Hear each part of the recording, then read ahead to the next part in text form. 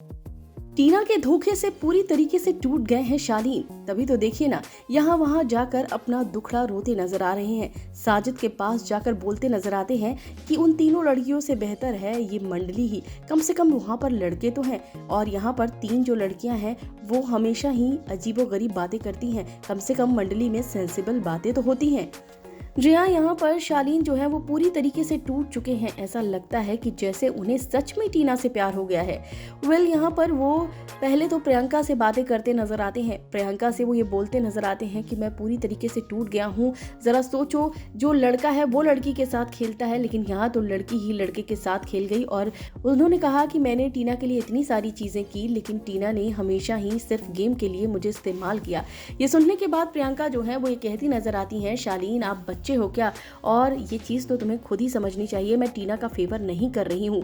यहाँ पर शालीन जो है वो प्रियंका के सामने रोते नजर आते हैं, टीना की बुराइयां करते नजर आते हैं। तो वहीं पर तुरंत फिर वो चले जाते हैं साजिद के पास, और साजिद के पास जाकर कहते हैं कि उन तीनों लड़कियों से अच्छी तो ये मंडली है, कम से कम मंडली में लड़के हैं जो कि सीरियस बातें करते हैं।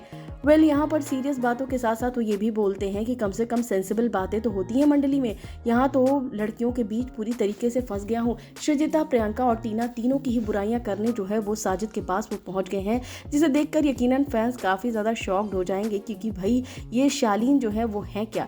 दूसरी तरफ यहाँ पर बात कर लेते हैं टीना की। यहाँ पर उन्होंने पूछा कि टीना, तुम्हारे को लेकर जो फीलिंग्स है मुझे तो है, लेकिन तुम्हें क्या है। जिसके बाद टीना जो है वो ये कहती है कि मुझे भी है, लेकिन तुमने जो है वो मेरे साथ ऐसी वैसी हरकतें की, तुम मेरे लिए उल्टी सीधी बातें बोलते हो, ऑफ कैमरा तुम मुझे बहुत सारी बातें बोलते रहते हो और मैंने तुम पर विश्वास किया। ये सारी बातें जो है वो टीना शालीन को बोलती हैं।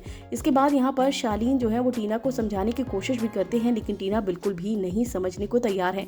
यहाँ पर टीना और शालीन की फेक लव स्टोरी का लगता है अंत हो गया है, क्योंकि इसके बाद यहाँ पर जो शालीन है वो प्रियंका के पास आते हैं और अपना दुखड़ा रोते हैं, जिसके बाद प्रियंका उन्हें समझाती नजर आती है। इसके साथ साथ टीना जो है यहाँ पर फिर से प्रियंका के सामने भी ये मुद्दा उठाती हैं। जहाँ एक तरफ शालीन को प्रियंका समझाती हैं, तो वहीं पर टीना को भी साफ साफ प्रियंका यही कहती है कि हमेशा यही चीजें होती हैं और हर बार यही मुद्दा होता है। वो कहती नजर आती है कि तुम बार बार ऐसी चीजें करती हो, सच में ये काफी फेक लगता है और ये लव स्टोरी जो है वो सच में फेक लगती है। जिसके बाद यहाँ पर टीना का थोड़ा मूड खराब होता है।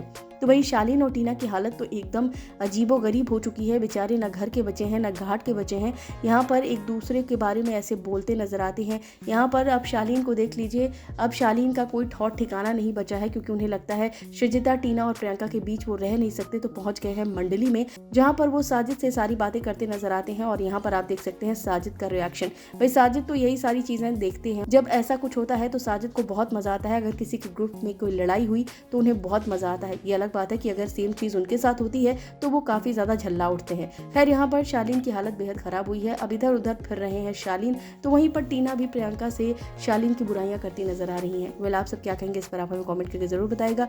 बिग बॉस की लेटेस्ट अपडेट के लिए फिल्मी बीट सब्सक्राइब करें, और अगर वीडियो आप फेसबुक पर देख रहे हैं तो हमारे फेसबुक पेज को फॉलो करें।